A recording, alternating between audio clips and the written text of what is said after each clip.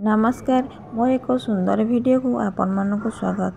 आपण ये सब जो गछ देखुंत ता ना है विशल्यकरणी गछ। विशल्यकरणी गछ यह मध्य रामायण रे उल्लेख अच्छे।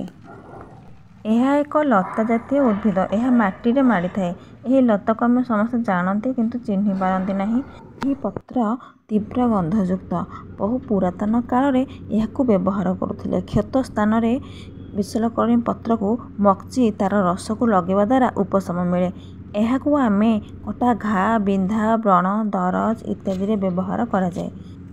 एबे एही गछ सबु स्थान रे मिलुना कि यार व्यवहार समस्ते ठीक समय रे करि पारनांती। तेणु यार गोटे मलम मध्य बाहरी। एही मलम को आम मुंड बिंधा आंठु बिंधा अंटा दरज इत्यादि रे आम व्यवहार करुथाउ। एही उद्भिदटी बालिया और सन्तसन्तिया स्थान रे बढ़ी थाए। एही उद्भिदर औषधीय गुण थिबारु मु याको वीडियो माध्यम रे प्रकाश करली। वीडियोटी भल लागिथिले सब्सक्राइब करिवे, लाइक करिवे और शेयर मध्य करिवे। रखुची नमस्कार।